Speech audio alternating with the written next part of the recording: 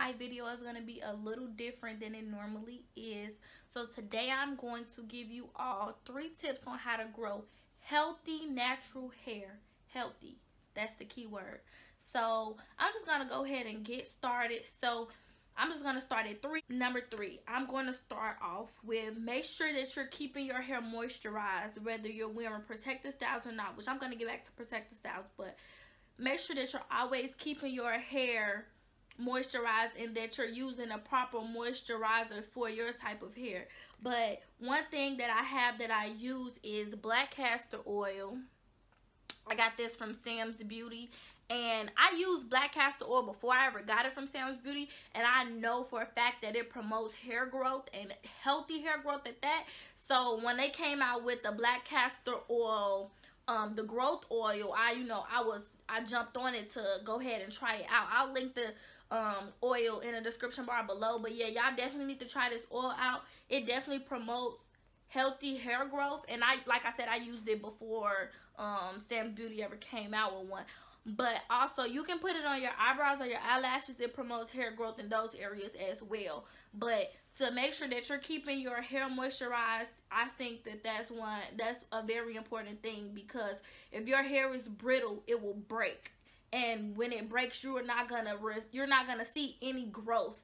Or even though your hair is growing, you're not gonna see the growth, because your hair is gonna be breaking off just as fast or faster than it's growing. So you need to make sure that you keep your hair moisturized. Okay, number 2. I think people really overlook this, and it's to keep your ends clipped. Although your hair is short like mine, I still clip my ends. I'll blow dry and flat iron my hair out, and I'll clip off my dead ends, because you're not, if my ends are dead and they're splitting and they're breaking up, like I said before, you're not gonna retain any growth. It's gonna be breaking just as fast or faster than it's growing. So you have to make sure that even though your hair is short or transitioning or whatever the case, or even after you've done your big chop, you still need to make sure that you're still clipping off those dead ends off your hair to make sure that your hair is healthy at all times. You don't want to neglect the ends of your hair, because those are the oldest parts of your hair. So if they're dead, let them go. It's better to let them go than have them to ruin the rest of your hair. So, and last but not least, protective styling. This is my number 1. I love protective styling. I think it's the best way to grow out your hair. But it's one thing to grow out your hair, and it's one thing to grow healthy hair. When you're doing protective styles, the number 1 thing you need to do is make sure that it is protective. Not just the style, but that it's protective and it's actually protecting your hair. If you're getting box braids or styles like that, make sure that they are not pulling on your edges and pulling out your edges. That is not healthy hair growth.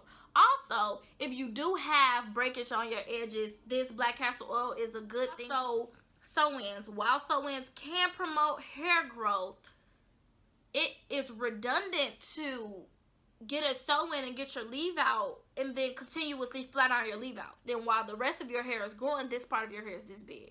It doesn't make any sense. So if you're going to go ahead and get a sew-in, make sure that you're not putting a lot of heat on your hair. And if you don't think that you can not put heat on your hair with the sew-in, go ahead and just get a frontal or a closure, which the frontal versus closure thing would be another video. But make sure you get something that where all of your hair is able to be put up, because if you're having a leave out and you don't know how to properly take care of your leave out, you will either have heat damage or breakage. So you need to make sure that when doing protective styles that you're actually protecting your hair and not just doing a style, because you will not grow healthy hair, you will grow damaged hair. So say for instance, oh, your hair is so nice, and then you got this leave out on the front or the side, and then it's all straight and the rest of your hair is curly, and you can't get your curl pattern back. Now you have this patch of heat damage, or you have this patch of hair that's this short and you have all this long pretty hair. Then what do? You have to grow that patch out.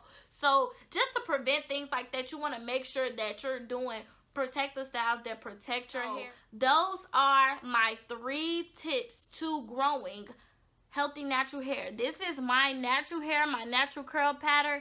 If y'all have been watching me from the beginning, y'all know that I definitely was a bald head skittle diddle. I'm still a bald head skittle diddle, but not as bald head as I was before. My hair was about this big. So as you can see, this is about how much my hair has grown out. This is after I've clipped my ends once since I cut my hair off completely in February. I hope y'all enjoyed this video. Thanks for watching. Stay tuned, like, comment, and subscribe. I will have another video to y'all by the end of the week. Thank you for watching. The truth is, I'm not really sure what happened. If you came to